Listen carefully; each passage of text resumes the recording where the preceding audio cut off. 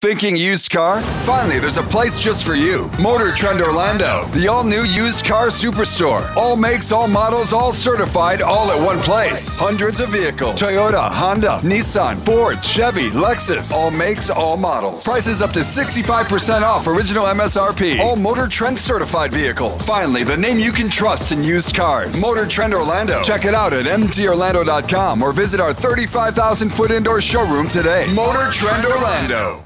Beer, Taino Light Lager has a crisp, refreshing Caribbean-style flavor.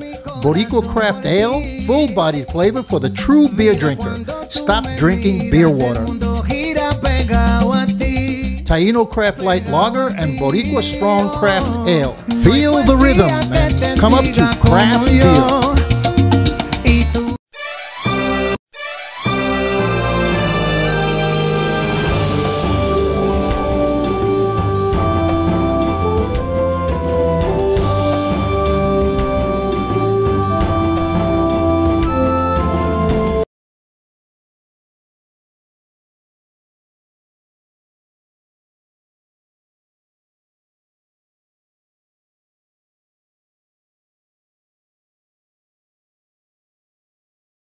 I'm Jose Miranda. This is Hispanic Speak Out TV. Welcome back. I'm being joined by the Honorable Mayor Jose Alvarez. How you doing, sir? How are you? How are you? Of Kissimmee, I should say, as well. It's been a while, sir. How are you? How have you been? I'm doing good. A few more gray hairs than before, but I'm still here. I would empathize with you, but I don't have to worry about gray hairs on my that much anymore. So. You're term limited. Mm-hmm. What's your next show? What you going to do now? You know, it was a decision that I had to make with my family. I was approached by constituents that live in the Osceola County Commission District 1. That in District 1 there's a big section of the city of Kissimmee that's in that district, and I was asked to look at the possibilities to run for that district. And me and my wife, we thought about it, we walked around, we talked to people, we wanted to make sure that it was the right decision to make, and so I filed for the County Commission, Osceola County Commission District 1. Well, congratulations for your filing. Thank you. You've been an aggressive leader here, and you've got a lot of accomplishments, the airport, the housing, not just here but also in Puerto Rico. How is that going to change, or how is that looking for the future? You know, it's just a transition. Is bringing what we've done here. You know, it's not one individual, and I've always said that. Me as the mayor, I work with my staff that's here in the city. That is great. We work together, making decisions with the entire city commission, and so every step and every changes that we've made to improve our city and the life of our residents that live in Kissimmee has been done by a team, and that experience is what I want to bring into the county and just roll it in, where now we continue to do the work, and this time let's work in partnership, county and city, so the work can be done even better. Tell me about your housing plans. You know, housing plans is the same ones that I've always had. Is, you know, we follow the model of the housing first with the wraparound service. That's something that we learned several years ago from Salt Lake City, Utah. They actually created that model, and the federal government is using it. Right. So what it is you create permanent housing, but you give them wraparound service. So you create service to help these individuals and these families to get out of the position that they're in. And it could be education, it could be a new career. So we work together with different nonprofits that have created programs. One of the ones I'm very happy about is called Project Open. We put the first $30,000 about 4 years ago into that program. It was an assistant nurse program, and the program lasted, I think it was like 3 or 4 weeks. And the only people that can qualify for it were the really low and poor or homeless. Majority of the students were homeless, but there was jobs waiting for them as they graduated. So that organization partnered with Advent Health and with Celebration Hospital. And so there was a job waiting for these individuals, and I've seen them and followed them. Nice. We changed their lives because now we gave them something positive. So it's not only give them a roof over their head, but give them something that they need, which is a career, a future, a life for themselves. And we've seen it change and grow. And so now we've added construction classes, welding classes. We've partnered with Valencia. We've partnered with Tico. And so it has grown so much. But we've seen what is called the poverty chain broken. Nice. And so now generations that probably grew up being poor and homeless, their children are growing up in a different environment. So hopefully we're changing that generation mindset. Nice. You have a close association with Puerto Rico, and you feel your administration has worked very closely with them to create jobs both ways. Mm-hmm. How is that working out, and how do you see it towards the future? You know, it continues to work. It's a work in progress. So we work together with UCF and Puerto Rico to bring the Incubator Soft Landing Program, and it's a project that I've been working on together with UCF and the government of Puerto Rico and the private sector of Puerto Rico to find that that area that already has an incubator, but it works very similar to UCF. It's taken us a while because there's a few incubators throughout the 78 municipalities. I think we narrowed it down to 2, and I believe that by the beginning of next year. Incubator for me. So an incubator is a place where a entrepreneur has a vision of a company, but doesn't have the fundings, the expenses, the overhead to rent a building and to start getting employees to be able to grow that company. So they come into UCF incubator. UCF studies that plan that they have. Right. Then once they're approved, they go into the incubator. So you incubate the business, right? You help it grow. But then you add what is called a soft landing. And the soft landing is that high overhead that potential new business is going to have. Mm-hmm. They don't have that. So the cost overhead is so minimum, and it helps them grow. How it tied to Puerto Rico was because we've had companies from Puerto Rico that have been accepted into our incubator here in Kissimmee, Soft Landing. Right. They've been successful. How it helped Puerto Rico is that those companies did not close in Puerto Rico. They expanded here. And so they have their companies here, right, and they also kept their companies in Puerto Rico. So we started looking at the possibilities. Why don't we now reverse it? Let's now create the Incubator Soft Landing in Puerto Rico, give opportunity to entrepreneurs here or business owners here that need to learn how to do business either in Puerto Rico or in Latin America. Right. They actually go into the incubators in Puerto Rico, grow their business there, learn how to do business in a Spanish country, a different culture, and then expand their businesses, keep them here, and go out there in Puerto Rico. So it's a reverse of what we've been doing for them coming here. Nice. So it's been an ongoing task, but I feel very confident that by the beginning of the year we're going to have some great news, because I think we found 2 of the potential incubators that UCF can implement their soft landing. We've done agreements with government of Puerto Rico. We've done agreements with the University of Puerto Rico. So those doors are open, and we're now in conversation with those incubators, which is in the private sector. I want to ask you something, because I've gotten this feedback from my listeners once before. You're Cuban American. Yes. You're concerned about people of Puerto Rico. Do you find that there's something wrong with that picture? I don't see it. You know, I've always said that as before when I was a city commissioner, and then now as a mayor, I work for my entire community. Yes, a large population of Kissimmee is Puerto Rican descent. Mm-hmm. And Puerto Rico and Cubans we're the same. You know, un pájaro con el mismo pájaro con 2 alas.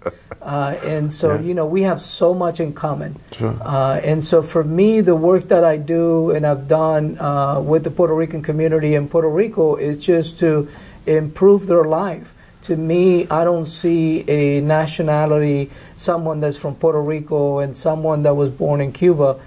We're both American citizens, and we both love the United States. And I love the city of Kissimmee, and I want to see my constituents grow and have a better life for themselves and their family, and that's why I continue to work on that effort. You're always very involved in the community. You're always very involved with other legislators and stuff. How do you get along with them to get your programs?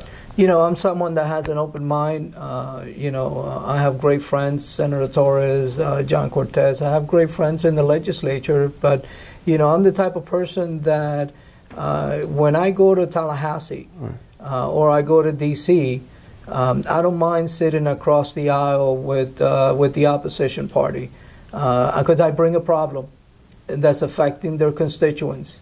And if they don't want to help me on that problem, shame on them. So when I go up there, I go with blinders. I go to find solutions and to help my community. And that's how I've been always very successful when I do that. But I do have great friendships up there, especially with our Senator Torres. Me and him, we work side by side with a lot of the things that we've done here in the city of Kissimmee and Osceola County. It's important to work together, and as opposed to working against each other. Mm-hmm. Is this a minority kind of thing, or is this the norm? Working together is the only way to get things done. There's no I in team. And you have to work as a group. You have to work as a team to get things accomplished. Right. That individual that says that they do it all themselves, it's impossible. You can't do that. You're speaking about someone in Washington. Just somebody else. Yeah. Right. We have an individual in Washington that has shown that anyone that has a little bit darker color or change of our name has taken it personal, and that's not what our founding fathers created this nation for. Right. We are a nation of immigrants, and that's why this is the best nation in the world, because of that. Immigrants have made it a great nation. So we just have to continue to push and do the job that we need to do to improve the life of all our residents. What about your Republican counterparts? Not all of them are necessarily over-conservative. You must have some sort of agreement and direction that you see commonly together. So when I deal with Republicans is with an issue. I'll take them an issue, and I know that this is an issue that's affecting their constituents also. Now, if they decide to turn their back on me, they're not turning their back on me, they're turning their back on the same people that are supporting them. Right. And so what I tell those constituents is, look at their record, of their voting records. Look at what they've done. If they're not really supporting you, why do you continue to vote for them? Don't vote for them if they're not going to support you. So when I go to Tallahassee or D.C. and I go with an issue, and I know that you are on the other party, but these are the people that you also represent. So it doesn't matter what party you belong to. Sure. When you took the oath of office, nowhere in the oath of office said that you were taking the oath of office only for the Republicans. You were taking an oath of office for the people that you represent. Right. And that is your constituents, whether they be Republican or Democrats or independents. We got about a minute left. How can people reach you if they want to talk to you? It's very simple. We have a website that they can go to, josealvarez@gmail.com. At Gmail, my cell phone is always out there. Sometimes I think it's written in a bathroom somewhere. People can reach me. People can come to City Hall and ask to meet with me. I meet here with constituents all the time. I don't care who they are, where they're from. I've met with constituents that are not even in my city that will bring me an issue that is happening in a community that they live in. And they come here because they know that I create relationship, and I have friends that are in different cities, different mayors from different cities and counties. And so they'll bring me a problem, and I have no problem contacting that mayor or those elected officials in that community and say, hey, this is the problem that was brought to me, can you help out? Right. And so this is the way that we should do when we serve in public office. We're serving the public. Outstanding. Jose Thank you so Alvarez, much, my friend. Honorable Mayor, Thank you for so much. taking a minute to hang out with me. Always an honor. Okay.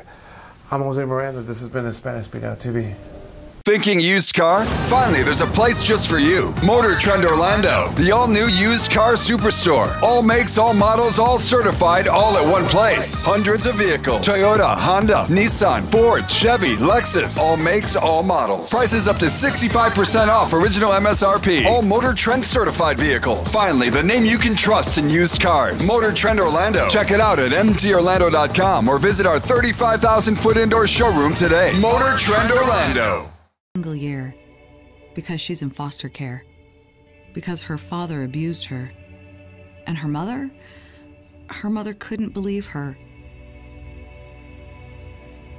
She is the child I am for. I am a volunteer child advocate.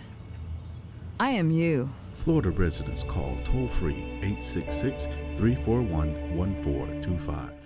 Hi, I'm Jose Miranda. This is Hispanic Speak Out TV. I'm being joined today by the Honorable Carmen Torres. I don't know about honorable, but I'm Carmen Torres. So pleased to see you again. For you guys who know it, she is the power behind Senator Victor Torres and Representative Mercado. Representative Mercado. She's also an advocate, and she sits on the board, I want to say, of at least 50 different entities. Too long to list. No, not really. Your current one is what now? Well, there's a couple of them, well, more than a couple. Right now, I was just reappointed to the Civil Service Board by Mayor Dyer of the City of Orlando. I am the current chair of the Citizens Court Council with Orange County. And I also sit on the board of the League of Women Voters, and I'm very active in several committees within the board, the Government Committee, the Voter Services Committee, and on occasion the Speakers Bureau. Yeah, that's just and if you want to know more, just look at your LinkedIn page, and you'll see. I don't have a LinkedIn. At least it's not really active. It's about 500 associations on there. So, how do you find the time? Well, now that I'm retired, I work more than when I was working. I retired from the Department of Community Corrections back in 2012. And I just devoted myself to social justice. I'm an advocate for social justice, and I try to help within the advisory boards, that I'm fortunate enough to be a part of. I used to be on the membership and mission review board within the county as well. The county has numerous boards, the County of Orange, at least 55 plus advisory boards. And the Hispanic community, unfortunately, does not engage as much as they should in these advisory boards. So when I sat in the MMRB board, for short, for Mission and Membership Review Board, each member, there's 9 members, and each one of us had assigned advisory boards that we needed to fill positions for. Right. So at the time, I was responsible for the Affordable Housing Board, the Commission on Aging, and the oh my God, what was the third? The Disability Advisory Board. Okay. And so, folks actually go online and they fill out an application. It depends on where you're living, what type of position they're looking for, or that's vacant at the time. Mm-hmm. So it's like you get like an application. It's like a little resume, right? Sure. A little background on what that person brings to the table for that advisory board. And we really strive to, or at least in the MMRE board, we strive to make sure that there's a combination, right, of not only business, but just regular local people that have some sort of a background with, they could be retired, because some of these advisory boards meet during the day, and it's very hard for working people. So you have that flexibility. So you have to have the flexibility, yeah. And so when I was there, I was striving to increase the number of Hispanics that were actually applying for those advisory boards. And I believe that when I was there, that time frame was, we increased it by by about 2%. But quite frankly, you know, Jose, we really need to engage more in our community. Why don't Hispanics do that? Why aren't we engaged?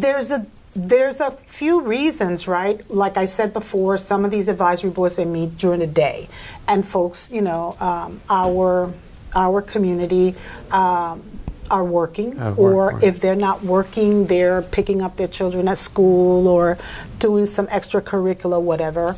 Unfortunately, in the state of Florida, wages are very low. And so you have families that have 2 and 3 jobs, and they go from one to another. Sure. They don't have time to sit on an advisory board. But for those who are retired and want to engage, I think it's a really great opportunity to get to know your community, get to know the county, because there are numerous boards that I am almost sure that our community is not aware of, you know. But that's usually, those are the reasons, more or less. And I think they also apply to why parents, you know, and our community don't show up to the school board meetings or the county commission because of the hours that they have these meetings. Is very difficult for our families to show up to. You know, one of the reasons I wanted to talk to you and your husband and your daughter and stuff is that for most people, we consider you the first family of Latinos. Oh, that's sweet. Okay, I mean, you guys are involved in politics. You could very well just mind your own business, retired police officer, retired corrections, and yet you're involved with the community. What made you get involved to begin with? That's true, right? But like I said before, we've always engaged in our communities, and I'm an advocate for social justice, and we want to help, right? Sure. So we did it in New York. We came here. We relocated. My husband retired in 1992, and we were both police officers. Well, he was a detective. I was NYPD. And I left the job a year afterwards, and then we relocated in '93. And we didn't always live in Orange County. We lived in Marion for about 10 years. And we got engaged in our community because we saw the need, right? We saw that there were no minorities in any of the constitutional offices, and we were like, okay, what's wrong with this picture, right? Let's see what makes this county tick. Let's engage. And so we were fortunate to form a coalition with another, an African American charter, the Florida Voters League. It's the oldest chartered organization in the state of Florida, 50 years plus. And so we formed this coalition, and we, you know, decided to kind of engage all these folks, like from the supervisor of elections to the sheriff's department to the property appraiser, etc. And by the time we left there 10 years later, when we sold our home and came to Orange County, you know, we saw the improvements where, you know, we had some minority representation in these constitutional offices, and we're very proud of that. We started 2 organizations, Marion Oaks Hispanic Society and the Silver Spring Shores, you know, Hispanic Society. So we came to Orange, and we weren't thinking about, you know, getting that engaged. But what happened was my husband and I looked at each other, oh, go get a job. You know, so he went to work at Lynx, and I went to work for the Department of Corrections, Community Corrections. And I also was a realtor, you know, when I was in Marion County, so I kind of hung up my license here in a smaller outfit and kind of did that gig for a while. And then because we've always been very politically engaged, from, you know, soil and water straight through presidential, you know, there were folks that we kind of followed their politics and decided to engage in different campaigns and volunteer. And so we never got paid for, you know, like whatever we did, we just volunteered. And then from that grew, you know, the thought that, hey, we've been doing this for so long, for so many people, and it's been very fruitful. And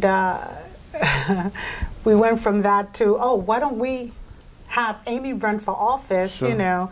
And in 2010, you know, Amy jumped in and ran against the incoming Speaker of the House. As a woman, a mom, a wife, how do you, when you go home at night, and you're all involved in politics, what kind of table is that at night? Oh, it's great. It's great because we talk about everything. And my husband and I have always had so much in common when it comes to that, right? So we can talk about anything, any subject, and be very critical about it.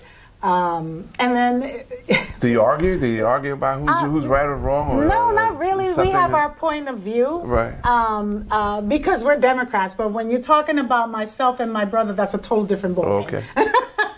But no, we actually talk about everything, whether it's, you know, sports or politics or whatever's going on in the world. And I'm a reader. I'm a reader, and I go online and I read and I post, you know, and I comment, you know, and sometimes, you know, I know my husband and my daughter, they tell me this. They say, Mom, you got to filter a little bit, you know, because I speak my mind, you know, and I've always been that way. Well, you've been a great advocate. Well, yeah, and I help, right? So everybody says, hey, so why don't you run for office? And I'm like, no, I don't think so. I'm like, but I stay on the background and I do what I have to do to help my daughter, help my husband, and help those that we actually believe that are going to be very influential and benefiting for our communities. And so, you know, this is what I do and what we do as a family. Right. You guys strategize at the table? We do. Oh, we strategize. okay. We always strategize. Okay. Yes, and we bounce things off of each other constantly. Whether we talk about it, whether we write about it, you know, we actually do bounce stuff off of each other. Now, I know you're into the voting thing and stuff like that. What are we going to do to get people more engaged in this upcoming election? I tell you honestly, we have... And not just nationally, but locally No, as well. locally. And I'm glad that you asked me that, because I honestly believe that all politics is local. That saying is true and through, okay? And people are not paying attention. They really are not paying attention. And I tell you this because I just had a conversation with another radio personality recently who was asking me about, you know, the voter registration, this, that, and the other. And I was saying this very simple. I mean, we really have to pay attention to, are you really registered? Because you registered 20 years ago and maybe you voted last election or 2 elections ago, and you think you're registered until you go vote, and then you find out that you're not because you're inactive, right? So I said to the gentleman, I said, all you have to do is go into the Division of Elections, right? And if you don't know what that website is, just Google the Division of Elections for the state of Florida, and it'll bring you right up to it. And you yourself can just plug in your first and last name and your date of birth, and bingo, it pops up, whatever, you know, activity. And so it turned out that when I said to him, give me your first and last name and your date of birth, and I did that, it showed that he was inactive, and he was, you know, astounded. And he said, how could that be? I voted last election cycle. And he ran a few names to me about who he voted for. And I said, yeah, that's correct. But if you read the fine print, right, it says that they probably sent him something in the mail that he didn't respond to. And as such, they're going to put him in this inactive file until he does. Do you know how much junk mail people get? And so every day. And so I tell people, you have to make sure that you are registered before the election. And it only takes either a phone call or going online. How did the public keep up with you? How can they reach you? Well, my email, and let me tell you, people tell me, why do you still have AOL? And I'm like, because everybody knows how to find me with my AOL account. So if you want to reach me, it's CLR Torres, TORRES, at AOL.com. Or you could always call me, 407-963-4814. Carmen, an honor, as always. Oh, thank you so much for having me. You Appreciate take care of yourself. Okay, you too. I'm Jose Miranda. This has been Hispanic Speak Out TV.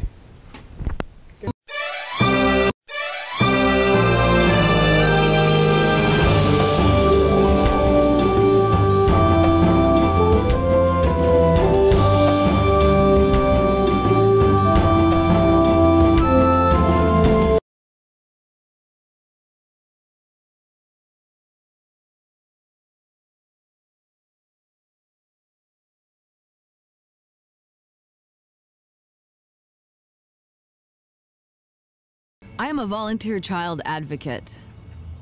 I am you. Florida residents call toll-free 866-341-1425.